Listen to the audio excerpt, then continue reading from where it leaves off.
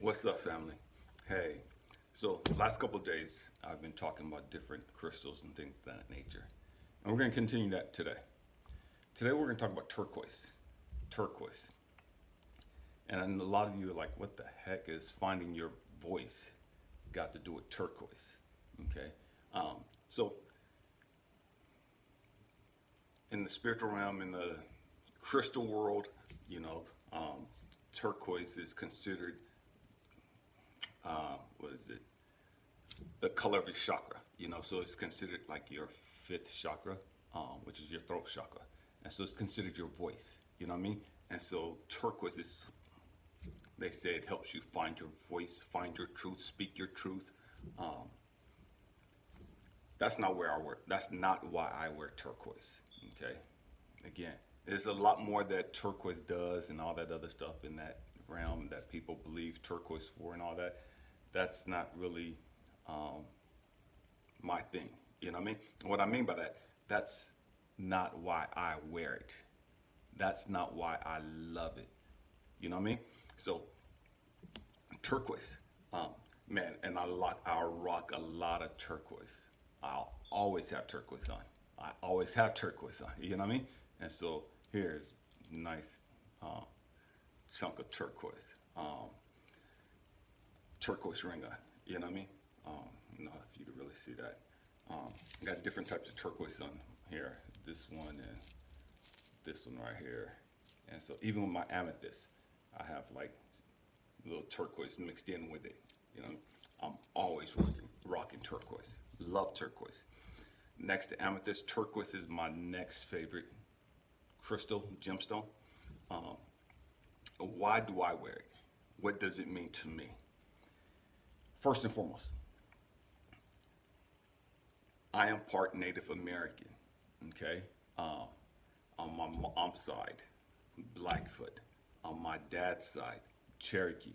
So I have a lot of Native American ancestry. You know what I mean? And that's part of who I am. I can't separate that. I can't differentiate that from me being black. You know, it is what it is. That's who I am. That's my ancestors. I can't cut that off. I don't want to cut that off. I acknowledge the struggles and the pains and the suffering that they endured, just as much I acknowledge and honor the struggles and suffering that my African ancestors endured coming over here. You know what I mean? And that that's been inflicted on them here in America in this land. What does that got to do with turquoise? So the beads that I wear, they're African turquoise. Okay? And so the turquoise on here and this is from here in America.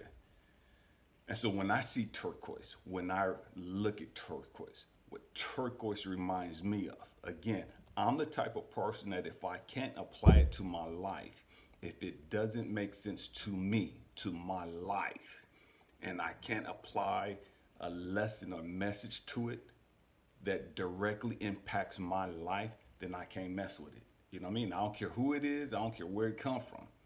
You know what I mean? I don't care how much people preach, teach, what. None of that stuff matters to me. If I can't make it apply to life, to everyday life, I can't mess with it. That's me. To each their own. So when I see turquoise, man, I'm reminded of my ancestors. I'm reminded of the struggles that they've gone through. I'm reminded of the hell that's been inflicted on them. It doesn't make me pissed off. It doesn't make me angry. It just reminds me of the fact that, hey, these people have been silenced. And so now you're going to hear their voice, and you hear their voice through my voice. Okay? And so I'm never alone. I'm never alone. And so I used to go through this thing of, man, I've always felt like I was alone. I've always felt like, man, nobody understands me. Man, nobody gets me. You know what I mean? I can't relate to people, and people can't understand how I think the way I think and why I move and act the way I do. And it's like, man, I feel like I'm alone. You know, and I felt that since I was a kid. I've always felt like I didn't fit in. Stay with me. I'm going somewhere.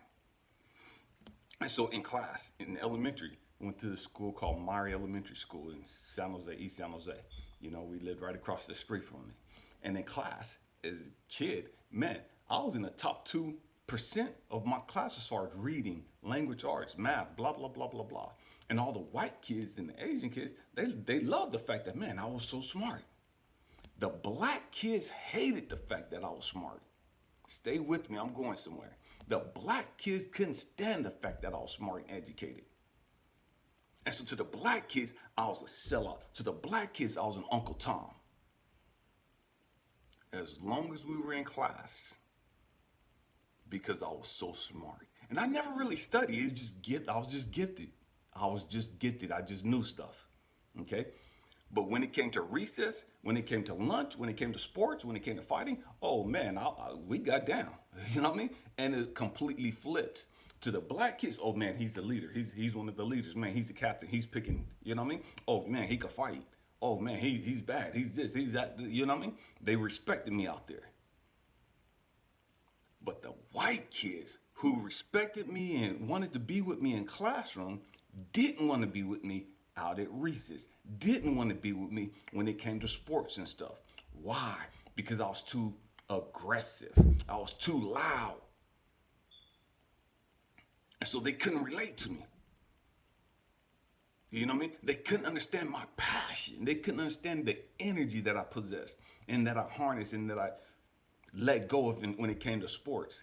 You know what I mean? And it's like when it came to fighting, and I was always the type of person, I was always defending everybody else.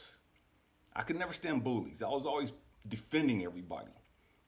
Okay? But they couldn't understand the fact that, man, I love fighting.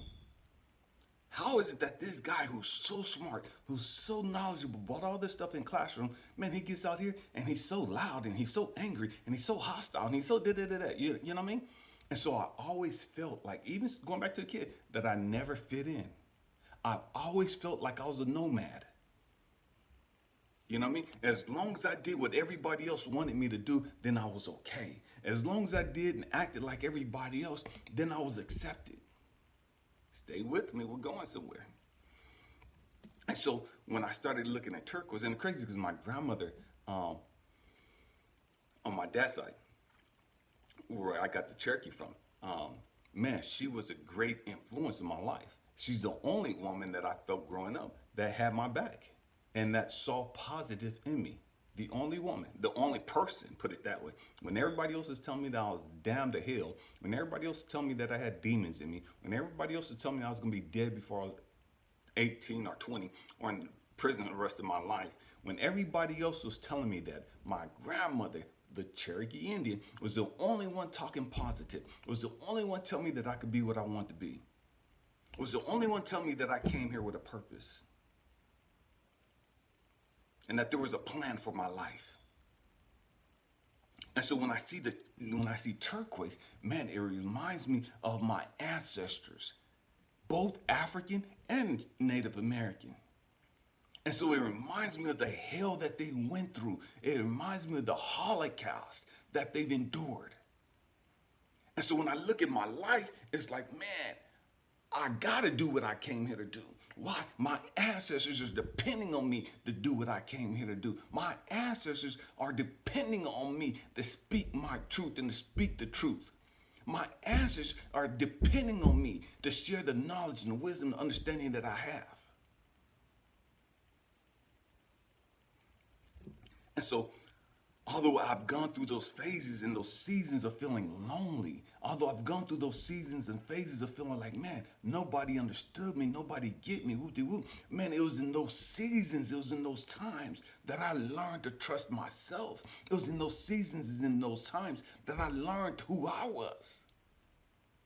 I learned to appreciate myself. I learned to value myself. I learned to love myself. And I learned that, man, no matter how bad, no matter how hellish, no matter how chaotic my life was, it couldn't compare to the hell that was inflicted on my Native American ancestors. It couldn't compare to the hell that was inflicted on my African ancestors.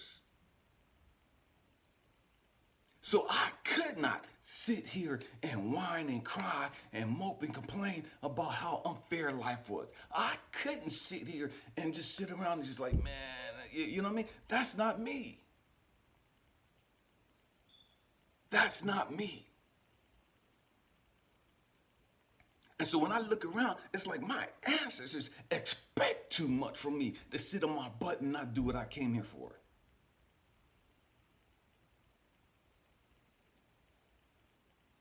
And so when you hear these videos, man, you're not just hearing me, you're hearing my ancestors.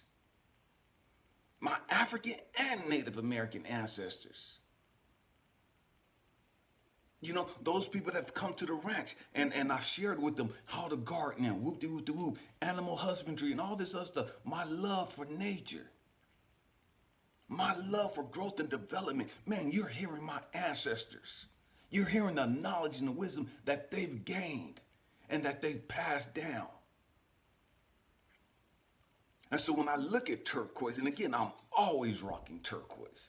And so when I look at the turquoise, the African turquoise and the American turquoise, man, I'm reminded of who I am.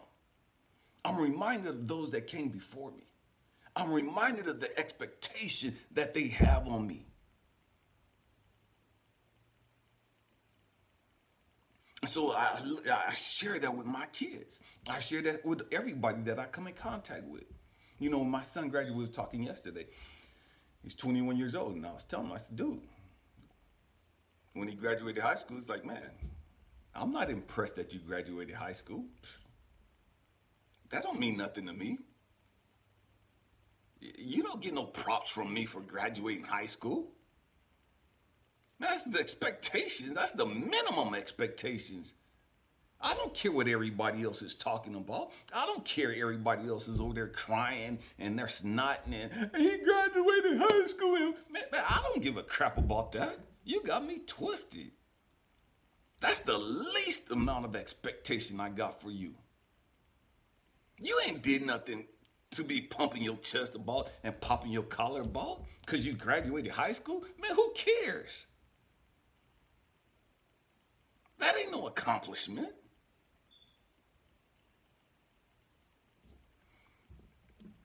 I understand that other people's expectations for their loved ones is, man, he graduated high school, I'm so proud, we're gonna have a party and whoop-de-whoop-de-whoop. Man, that ain't me. That ain't me. That ain't the ancestral line that I came from. You don't get no kudos because you graduated high school.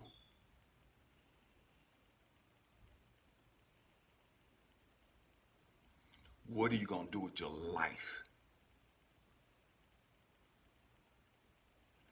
I expect too much from you. My ancestors and I have gone through hell in order for you to have the life that you have. What are you going to do with it? How are you going to go forward? See, because I stand on the giants. I stand on the shoulders of giants. And so when I rock my turquoise, that's constantly being reminded to me that, man, it ain't about me. I'm standing on the shoulders of giants. I've gone through hell. I've gone through hell, and yet I'm standing on the shoulders of giants. Why? So that my kids and all those that come after me, all those lives that I affect through my videos, through my work, or whatever it is that we do, however we interact, I'm standing on the shoulders of giants so that you can go forward, so that you can be propelled, so that you can reach your full potential.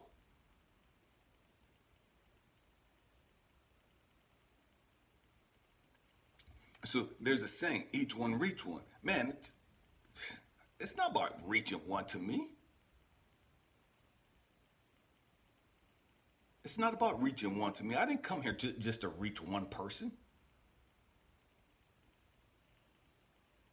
And it's not about, man, how many subscribers I got. Man, if you go back and look at any of my YouTube videos, I ain't never once asked anybody to subscribe to the channel. I ain't never once asked anybody to share the videos.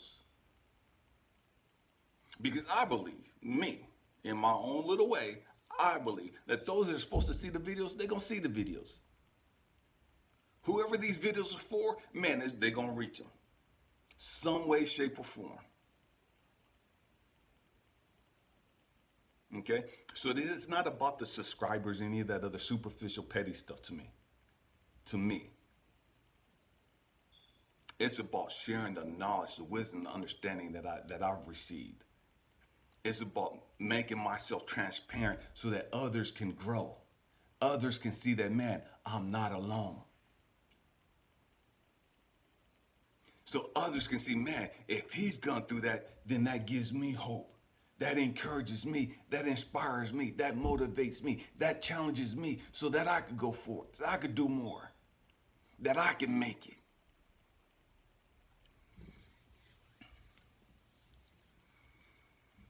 Family, my hope and prayer is that you, again, I said this all the time, we have to grow spiritually, intellectually, and emotionally.